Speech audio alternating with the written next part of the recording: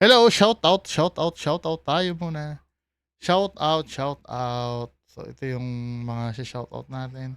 Si Anime Love, hello. Mami malagay niya. Fussy Kifi daw. Cinnamon roll. Oo nga no. Sige nga, bukas, promise. Yung paalam kapatid. Yung ba yung kay Sir Ed? Sige nga.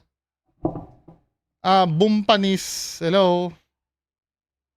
Mm. Joban Gamyao, hello. Marco, Random HT. Sobrang saya ko pag nagre-react kay Jay Costura. Dati paniwalang-paniwala kami doon. Sir Malicious Mollusk.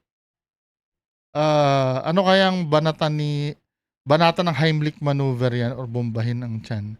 Mag-iiba kaya? Wala na eh. Na ano niya na yun eh. Siguro napupo niya na yun. Ang Heimlich maneuver, di ba, pag nagbara lang naman sa ano yon sa lalamunan.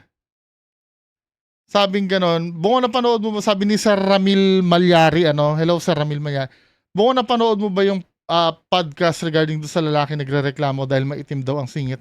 Oo, kanina nareakan ko na. Kanina po. Pa-check yung I think pang 2 p.m. na video ko yon. Sir Domingo Arador, Nanay Riza, hello. Sir Martsan, Sir Momong, Boy Bawang, wala yan kay Steve. Piloto na yun eh, si Steve Dailisan, di ba?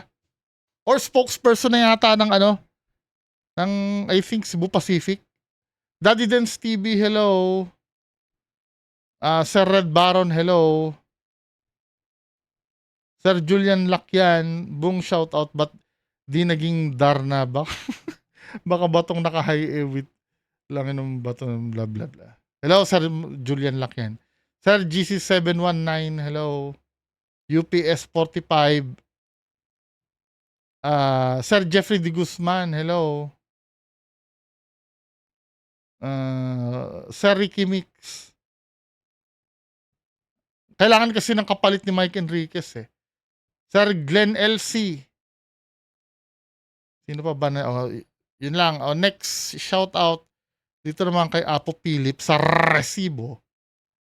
Nanay Risa, hello. Sir UPS, Jeffrey De Guzman. Sabi ko ni Sir Ramen, totoo yan. Kapag may physical kang sakit, palalain nila yan. Katulad ng sa mama ko, may sakit sa atay at ginagamot ko ang kapre ang nahuli ko.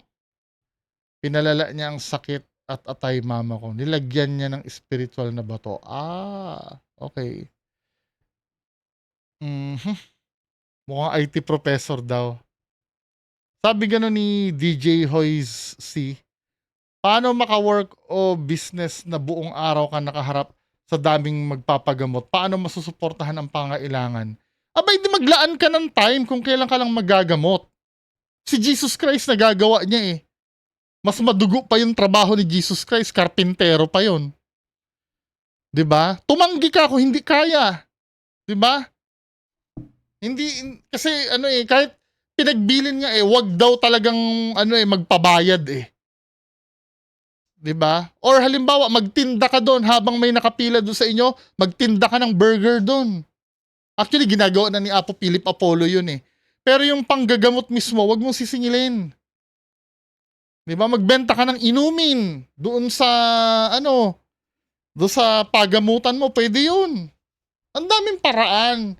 Kasi hindi talaga pwede kahit anong sabihin nyo, hindi talaga pwedeng singilin pag galing sa Diyos yung power. 'Di ba? Mas lalo panahon ni Jesus Christ. Paano siya makakapagkarpintero nangangaral pa siya. 'Di ba? Ang taba talaga ng utak ng bungo ko, love you nak. Love you Nanay Riza. Sir Julian Lakyan.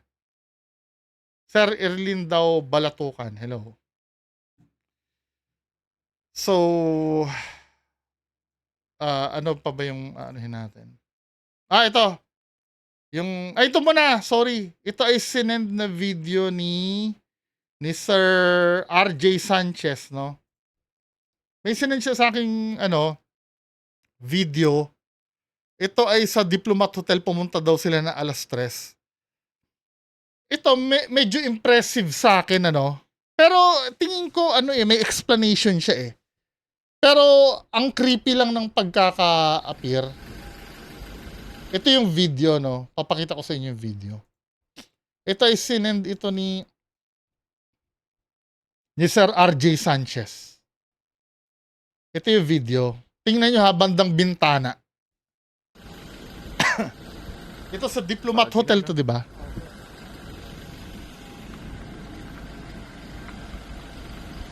Kindat pa yung ilaw sa loob eh, oh. Umuulan pa, ano.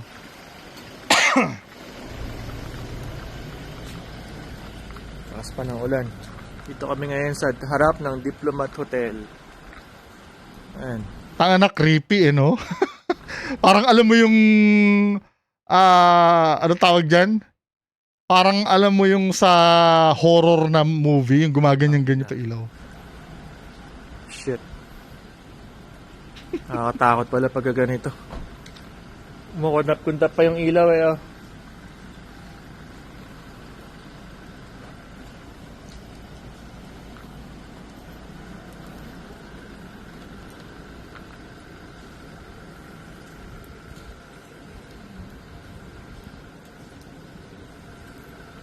May loob ng Diplomat.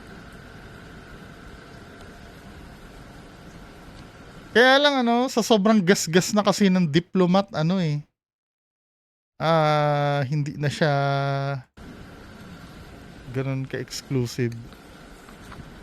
So, 2:55 ba yun, sir, yung timestamp? Ito, dito sa part na to, tingnan nyo yung bintana sa taas.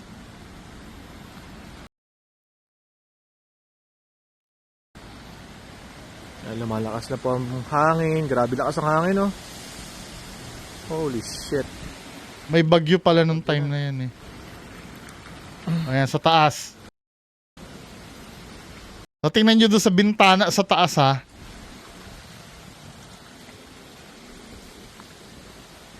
Dito, you know, dito, banda dito, tingnan nyo. Banda dyan ha. Point, biglang, ito, feeling ko shadow ito. Itong part na to. Pero ang napaka-creepy part kasi, bigla siya eh. Supposed to be kasi, diba? Pero naniniwala ako, medyo skeptic naman talaga ako. Kaya lang, creepy lang talaga ng pagkakataon. Yung, syempre, gumagalaw yung ilaw nila. Ang ine-expect ko kasi, pagka gumalaw yung ilaw, dapat gagalaw din yung shadow until such time na mabuo siya. Ito kasi biglaan yung pagkabuo niya, kaya nakakatakot. Tapos ang shape niya talaga parang pang madre pa. Yan o. Pero kung titingnan mo naman ano, mukha naman siyang ano eh, shadow ng something. Pero kaya lang saan banda siya nag-cast? Saan tumama yung ilaw para nakapag-create siya ng shadow na ganyan? Mabagyo na. Tama ha.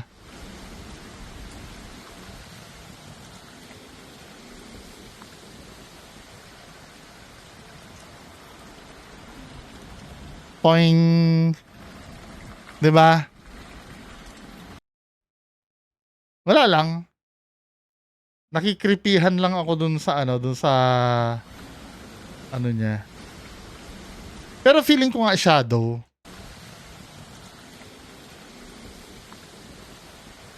Kaya lang saan siya nagka-cast, no? Ito ba yung pinagka-cast niya? Ito, dito tumama.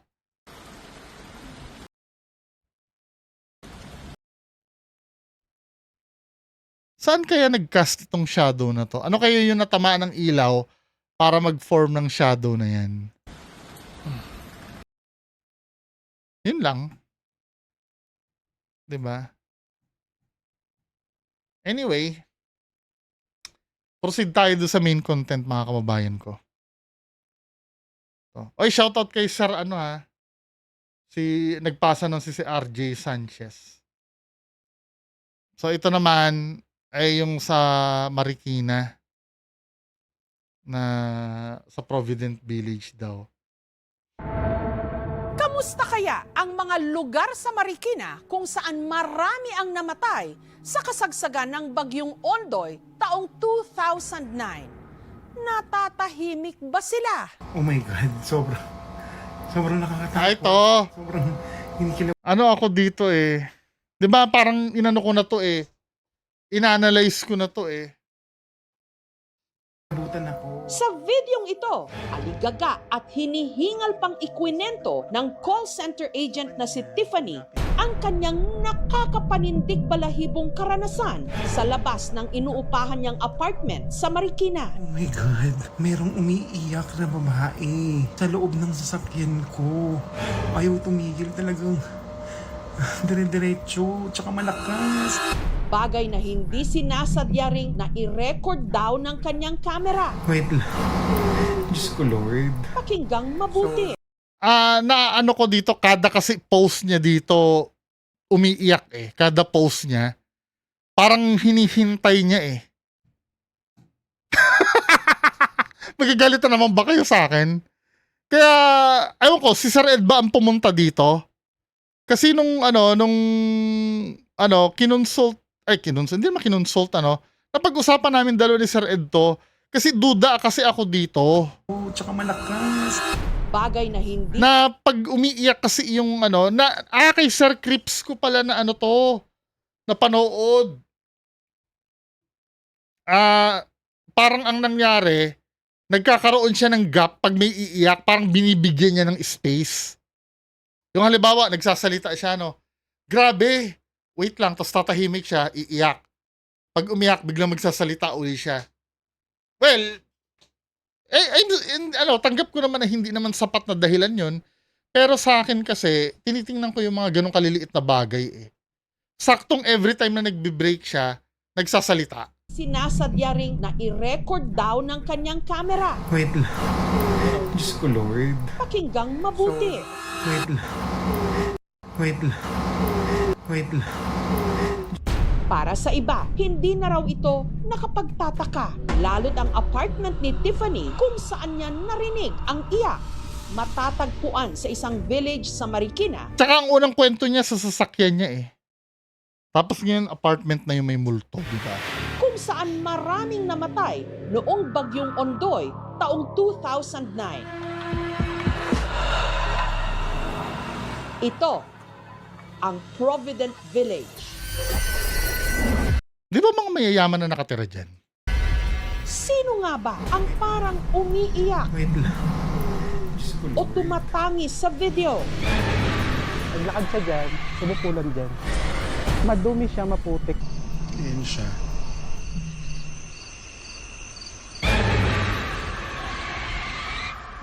Ang Provident Village, gated residential subdivision na sakop ng Barangay Tanyong at De La Peña sa siyudad ng Marikina.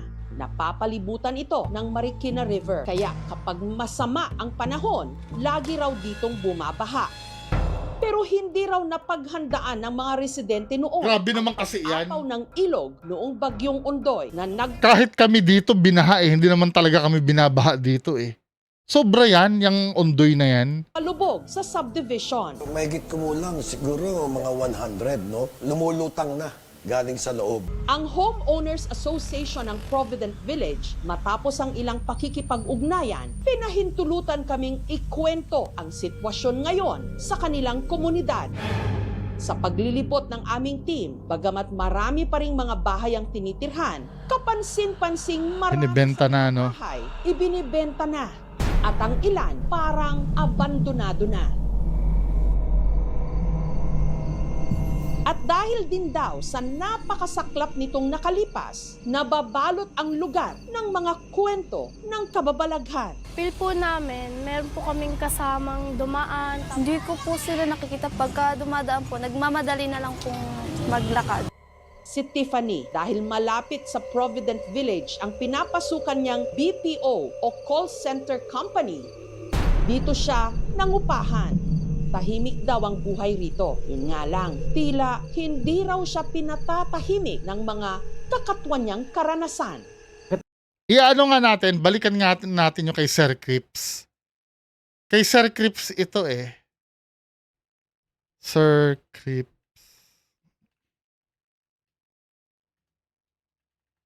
Tingnan natin. Yung sa may ano.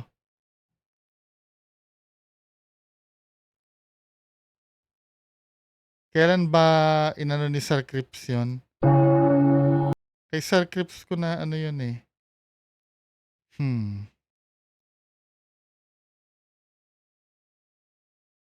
Multo sa balita. Multo sa lindol. Recent lang yun eh.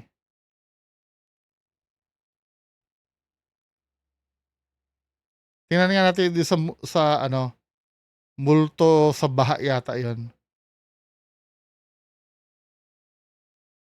Ito, multo ng flood control. Dahil lang ha, iscan ko lang kung saan yun.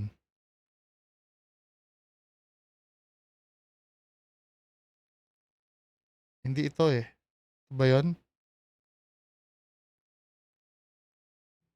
Hindi siya. Basta ang pagkaka-size up ko doon, ito AI to ha, ito manananggal na to. Kasi kung wait lang ha, isisingit ko lang to.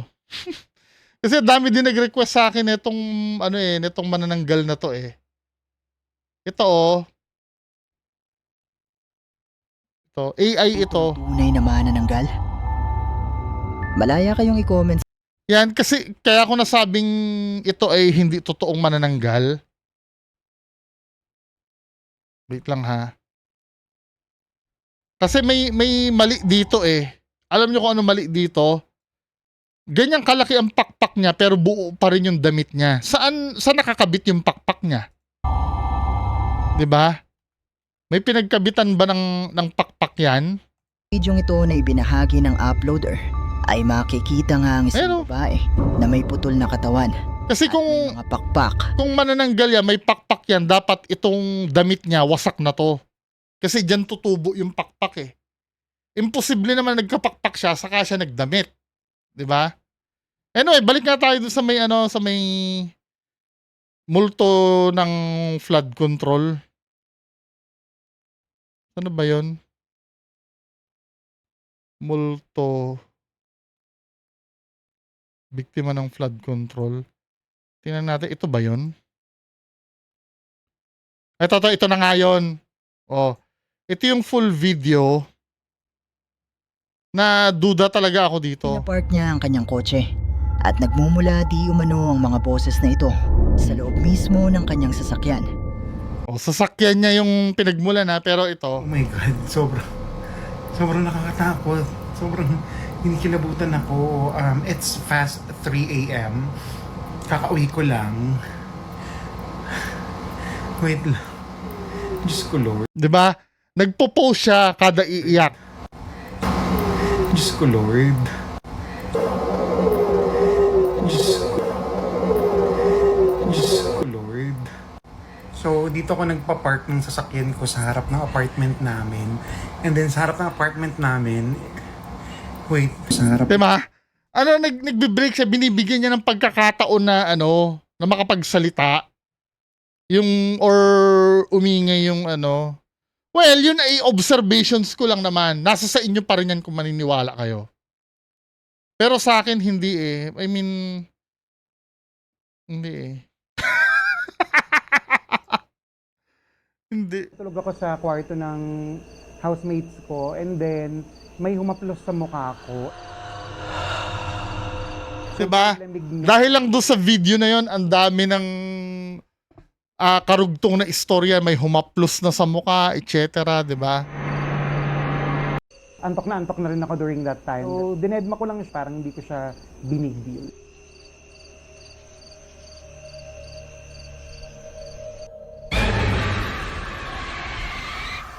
Hanggang ang di umano, nagpaparamdam kay Tiffany na kisakay pa raw sa kanyang kotse. Nag-park ako around 3 a.m. sa harap ng apartment namin. And then pag-park ko, may babaeng umiiyak. Tulong! Parang iyak nang humihingi ng tulong. Talagang yung pakiramdam is nasa tabi ko lang siya. Umiiyak na humingi ng tulong. Na-interpret mo talaga, no? Nakatakot nga, no? That's the reason why nagmamadali akong bumaba. Oh my God, sobrang nakakatakot. Sobrang kinikilabutan ako. Yung mismong followers ko ang makakapansin. Wait lang. Ang kaibigan naman nilang si Kent na bukas raw ang third eye. Di umano nakita ang babaeng nagpaparamdam kay Tiffany. May nakita kong babae, doon siya nakatayo sa gilid. Naglakad siya dyan, sumupulan dyan. Madumi siya, maputik yung paa. I have a strong feeling na yung nakita niya at yung babaeng narinig kong umiiyak, si isa lang po.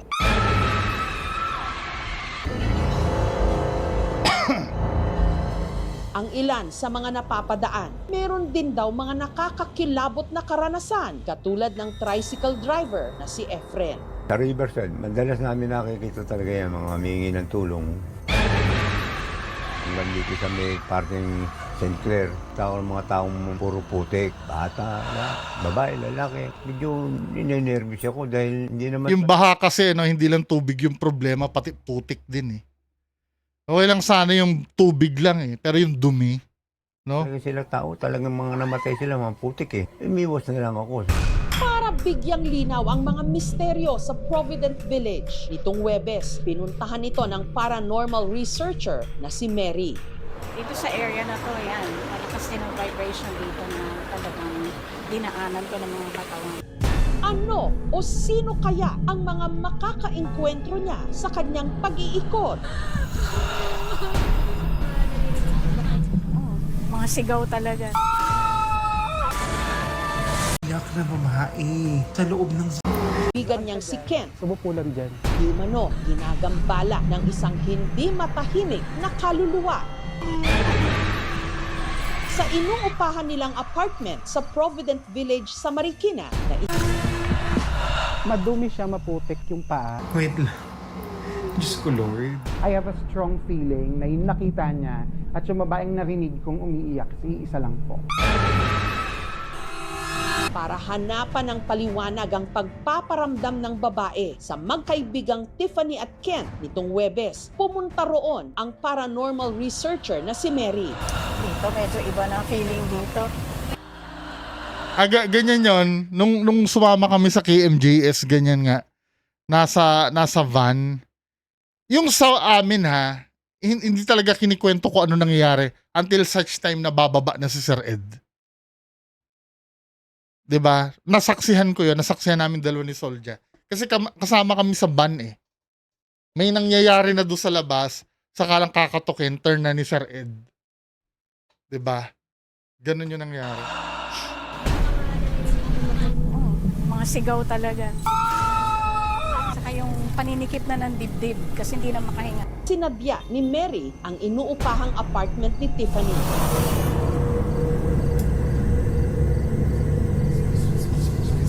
Actually, may nakita na akong matandang babae dito.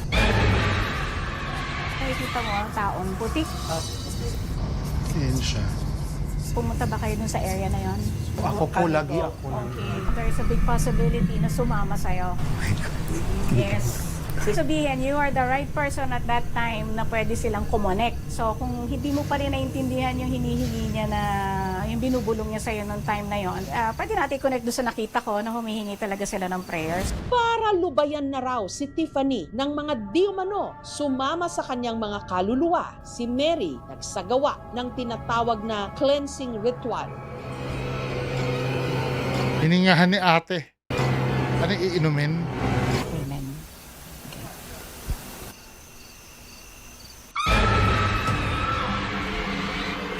Binasbasan. Pero bago pa matapos ang ritual, si Tiffany biglang nahilo. Parang there is something in me na hindi ko ma-explain. Parang wala ko medyo sa sarili. Hay, bugahan na lang. Sobrang kinilabutan ako kasi parang it's a confirmation na talagang meron akong naramdaman. It's a confirmation bias. Joke lang. And they look very sad. Para sa akin, walang katotohanan lahat yan eh. Nandito ako way back 1998 hanggang sa nagkaundo. Ako din, no? Ako din. Eh, hindi ko alam kung bakit. Kasi hindi convince yung yung video eh. Hindi siya convincing eh. Well, kung kaya inuulit ko kung kaya nakukumbinse, go ahead. Hanggang up to the present, wala kaming nararamdaman. Lahat naman tayo nakaranas talaga tayo ng baha. Pero sa mga casualty, mas maraming tagalabas na casualty kaysa sa taga-Provident. Rest assured na na kung tumira ka dito sa Provident Village, walang mga multo. Pagka nagkakaroon ng ganitong sakuna, talagang handa tayo. Nag-first alarm, umiikot na kami. Pag third alarm, kailangan magbawas na tayo ng... Yung expert. Sa pamamagitan Siguro na ang mga tirahan at proyekto itinatayo sa ligtas na lugar. Ago, masasagang mga puman. Ay, walang expert na nag-analyze nung Ba't di nila pina-analyze sa expert? Dahil hindi favorable yung yung sinabi ng expert. Anyway, mga kababayan ko, yan lang pong pag-uusapan natin. Magandang gabi sa inyong lahat. Bye-bye.